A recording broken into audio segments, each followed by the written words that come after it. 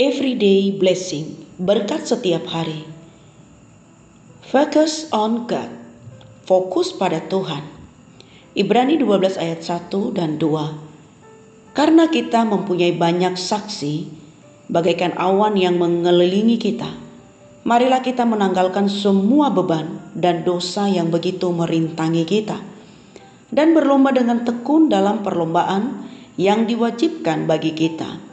Marilah kita melakukannya dengan mata yang tertuju kepada Yesus, yang memimpin kita dalam iman dan yang membawa iman kita itu kepada kesempurnaan, yang dengan mengabaikan kehinaan tekun memikul salib ganti sukacita yang disediakan bagi Dia yang sekarang duduk di sebelah kanan takhta Allah.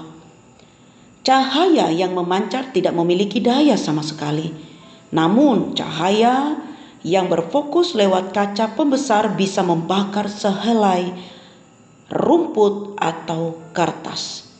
Jika kita memfokuskan cahaya lebih jauh lagi, cahaya itu bisa menjadi laser yang dapat memotong baja. Sama halnya, semakin terfokus hidup kita, akan semakin efektif kita. Namun yang penting ialah apa yang menjadi fokus kita. Kehidupan yang efektif bagi orang Kristen tidak terpusat pada karir, pendapatan, kesuksesan, atau bahkan masalah kita. Mengapa? Sebab semua itu tidak akan bertahan lama. Semuanya bersifat sementara. Semuanya akan memudar. Saat kita berfokus pada apapun yang ada di dunia ini, kita perlu memusatkan pikiran kita pada dua hal: Yesus Kristus dan cara hidupnya, dan upah yang pasti akan kita dapatkan saat kita melewati garis finish dan bertemu dengannya di surga.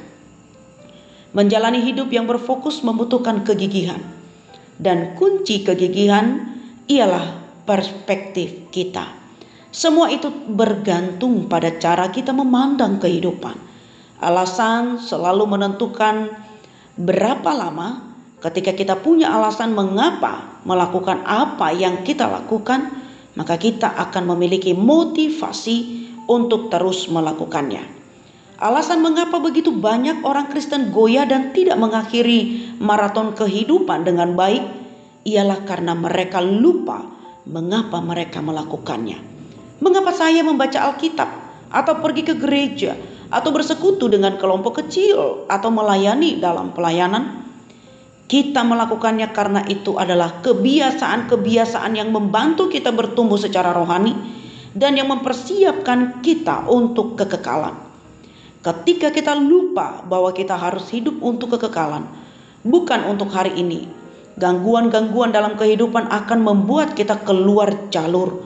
Jadi, kita harus tetap fokus. Motivasi terkuat dalam kehidupan bukanlah motivasi internal atau eksternal, tetapi surga yang mulia. Tetapkanlah pandangan kita kepada Tuhan. Tetapkan pandangan kita kepada surga yang mulia. Tetapkan pandangan kita kepada upah di surga. Tetapkan fokus kita untuk menyelesaikan dengan baik. Renungkan hal ini. Apa yang menjadi fokus hidup kita? Apa satu hal yang dapat kita pilih untuk kita fokuskan hari ini supaya kita dapat menyelesaikan perlombaan kehidupan dengan baik?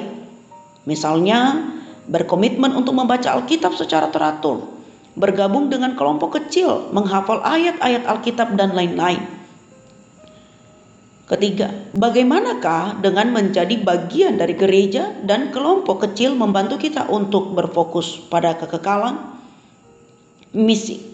Fokus untuk menyelesaikan perlombaan kehidupan dengan baik, dengan mata iman yang hanya tertuju pada Tuhan Yesus Kristus. Kita berdoa. Iya Bapa, kami rindu menjadi bagian dari gereja dan kelompok kecil yang berfokus pada kekekalan. Dan kami dapat fokus untuk menyelesaikan perlombaan kehidupan dengan baik, dengan mata iman yang hanya tertuju pada Tuhan Yesus Kristus. Dalam nama Tuhan Yesus, amin.